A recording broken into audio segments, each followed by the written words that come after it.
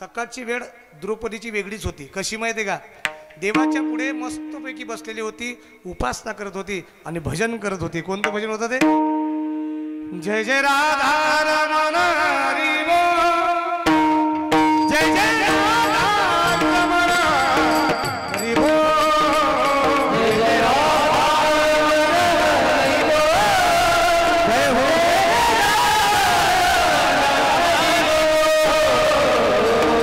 जय राधा रमण हरी बोल. शरण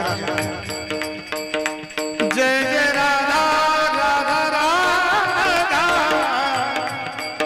राधा राधा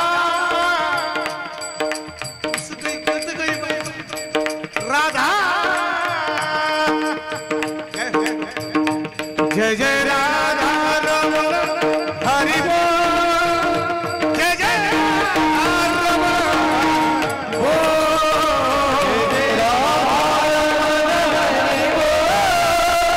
जय जय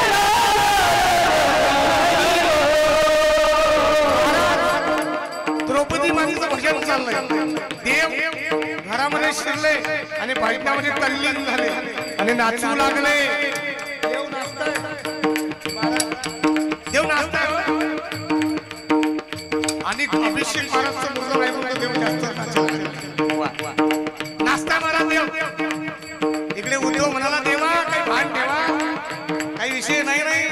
काय भजन करते माझी द्रौपदी, तुम्ही भी करा सरी म्हणा. जय जय